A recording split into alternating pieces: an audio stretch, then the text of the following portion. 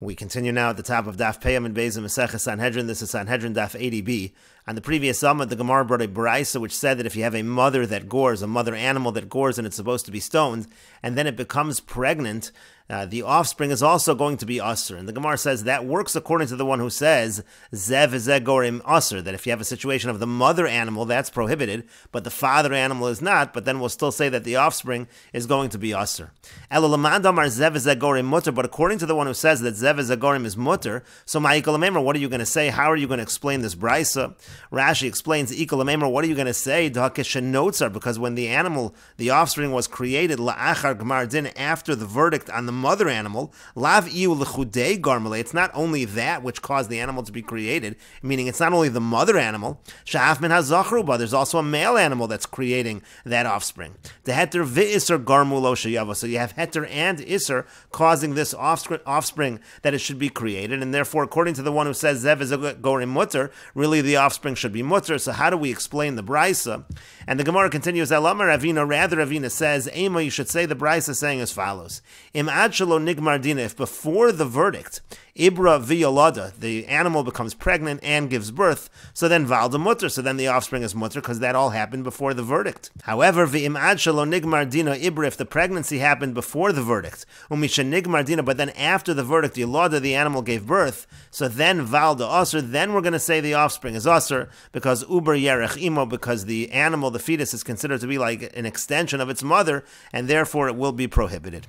And Rashi explains, v'im ad shelo nigmar dina hukar ubra, meaning to say, if before the verdict we can see that the animal is pregnant, dahainu bein negicha ligmar din, meaning between the actual goring and the verdict, the mother animal becomes pregnant. Umisha nigmar dina, and then after the verdict, yolada, it gives birth, so then valda asr, then we're going to say that the offspring is asr. Afagav delohave b'shas negicha. Now, even though the animal was not pregnant at the time of goring, kevan dehava b'shas gemar din, but since at the time of the gemar din the animal was pregnant, so nesar b'gemar din im imo. What the Baraisa is saying is that the offspring becomes prohibited at the time of the verdict with its mother, to uber yerech imohu, because we say again uber yerech imo, we say that the uber, the fetus, is like an extension of its mother.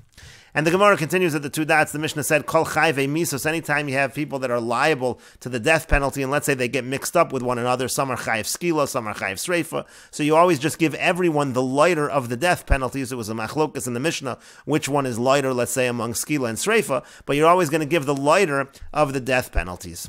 And the Gemara says, Shmamina, do we see from the Mishnah that musr l'davar chamer, that if a person is warned for something stricter, have a musr l'davar kal, automatically they're also warned for the death penalty that's more lenient, because that's what it seems to be saying. If you can give that more lenient death penalty, that sounds like the warning you gave for the stricter death penalty is going to apply to the lenient one as well. And the Gemara says, Amar Rav Yirmiyah says, Hacha b'mayaskina, no, here what we're talking about is, could go in Hisru Bostam, the Mishnah is talking specifically where the warning was given in general, it was not given for a specific death penalty, therefore that warning includes all death penalties. V'haitanu, and it follows the Tana of the following Baraisa. The Tanya, because we learned in a Baraisa, Ushar chayve misas shebetorah, when it comes to the death penalties in the Torah, ein memisa no son, ela be'eda ve'edim v'hasra, the person can only be killed if you have an eda, meaning to say you have the Sanhedrin, and you have edim, you have witnesses, and you have hasra, you have a warning. V'ad sheyodiyu shu chayiv misas bezin, the Tanna Kamma says you have to let him know that he's chayiv the death penalty by the court, but it doesn't say you have to let him know the specific death penalty, and that's what our Mishnah is talking about. The Baraisa brings another opinion. Rabbi Yehuda says ad sheyodiyu be'eza misa hu nereg, you have to let him know which death penalty he's going to get. So there is a machlokas tanoim on this issue. And the Gemara explains, Tanna Kamma yolef mimakoshish, the Tanna Kamma learns from the wood gatherer, because they didn't give a specific warning in terms of the type of death penalty. But Rabbi Yehuda says makoshish horas shahaisa, that the makoshish, that was just a ruling for that time. It's not something that would apply ladoros for all generations. And the Gemara continues at the two dots. The Mishnah said, Haniskolin bin Israf. And again, if you have people who are supposed to get stoned and they get mixed up with those who are supposed to be burned, and when you have it phrased Niskolin bin Israfin, for example, that means the minority of people are supposed to be stoned and they get mixed up with a majority of people that are supposed to be burned. And again, the Mishnah said, you always give the more lenient of the punishments. And the Gemara says, Masni le Rav Yecheskel l'Rami Berei. Rav Yecheskel, he taught the Mishnah with the following text, with the following girsa to Rami, his son. Hanisrafin bin Iskolin, if you have those who are supposed to get burned, they get mixed up with a majority of people who are supposed to get stoned. Rabbi Shimon Omer Yidonu Beskila. Rabbi Shimon says that you're going to give skila stoning shasreifa chamur, because burning is considered to be more strict. So the way that Rabbi Yecheskel taught was there actually was a minority of people in this case who were supposed to be burned, and Rabbi Shimon is saying that you're going to give skila because sreifa is stricter. You're going to give what the majority in that mixture, what they were supposed to get. So Amar Le Rav Yehuda said to him, Abba, father, lo tizni hachi, you shouldn't learn it like that, because my area de sreifa chamur, because the way that you're teaching it, you don't need to say that the reason they're getting skila is because sreifa is stricter, because teipaklei de ruben niskalin, you should just say it's because the majority in that mixture were supposed to get stoned anyhow. If you're going to learn it in that fashion, that it's nisrafin bin niskalin, then the niskalin are the majority, so anyhow you should give skila. Ella, rather, hechi asni, how should it be taught? It should be taught as follows. Haniskalin bin nisrafin, if you have those who are supposed to get stoned mixed up with a majority who are supposed to get burned, Rabbi Shimon Omer, you don't know beskila. Rabbi Shimon says they get skila, you get the stoning, shas reifa chamur, because burning is stricter.